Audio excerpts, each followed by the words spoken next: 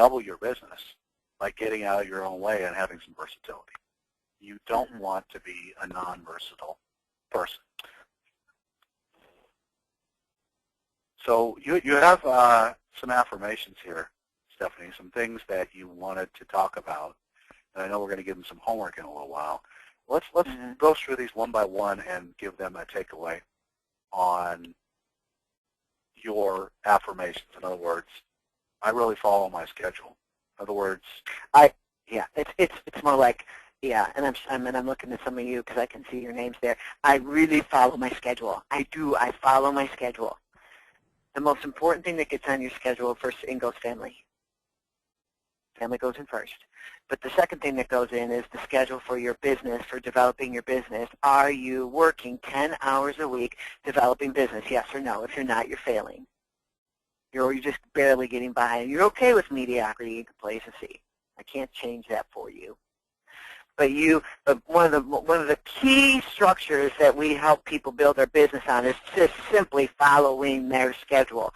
And knowing that, and for those of you that are strangers, we really work on our business as far as, well, prospecting, whoever you come from Maps or Mike Ferry or whatever, we call it business development. It's not just prospecting. It's business development. It's a money-making strategy that requires action.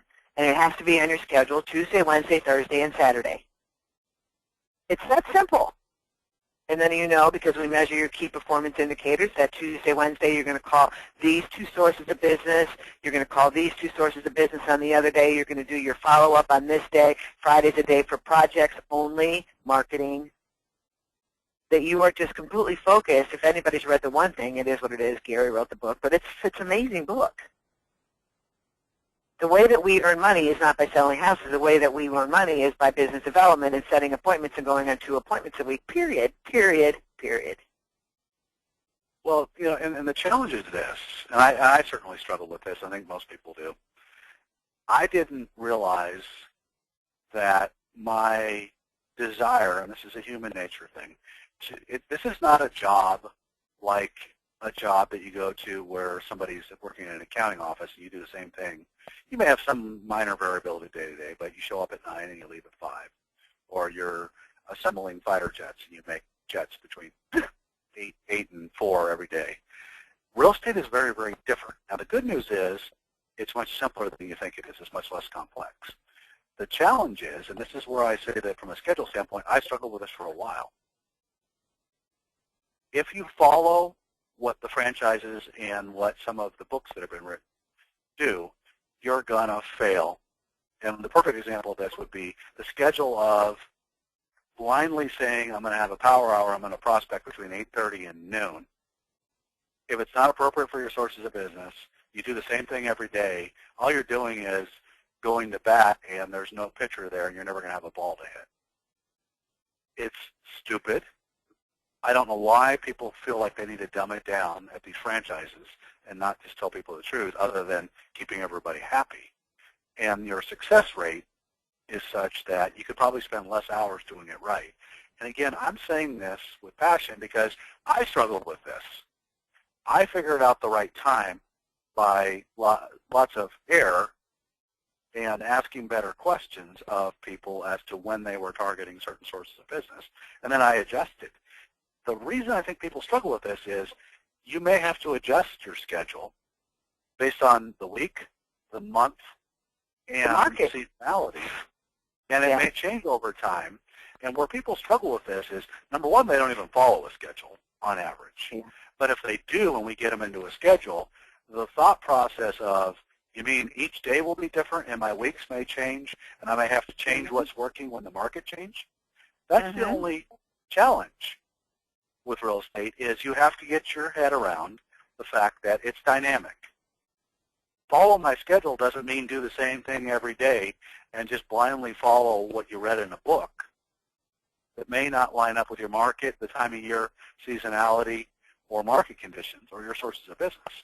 Follow the schedule and target the things that you need to do with lead development from a lead generation and follow-up standpoint, and actually stick to it. If you're not compliant, meaning that you have all great aspirations to do something. And you then, at the end of the week, look back and go, well, I didn't even do anything close to that. That's probably your first thing that you need to fix. After you've analyzed and you understand, these are my targets, this is what I'm going after, you have somebody help you figure out what would a schedule look like if I'm targeting that for the right time of year for my market conditions and these sources of business. It's stupid simple when you analyze that. If you can just get that on track and get the few activities that you need to do, the other parts are going to be easy.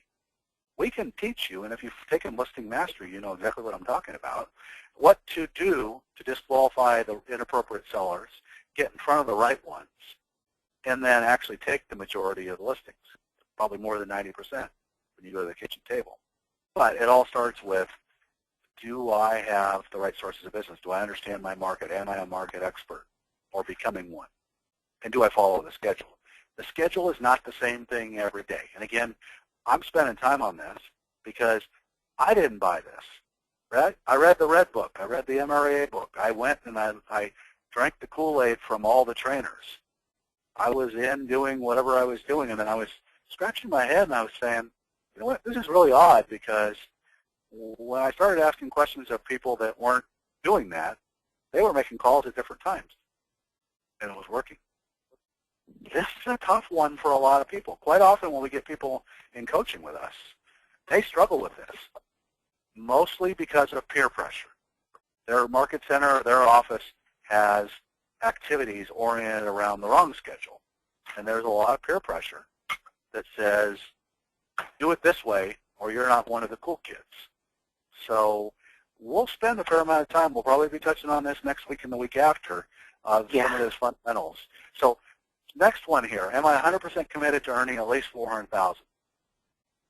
There are very few markets in North America that if you'll commit to working and doing the 10 hours of lead generation and then doing the lead follow-up activity, and you've actually sourced business and will build the basic skills, that you can't make a minimum of $400,000 if you're on track.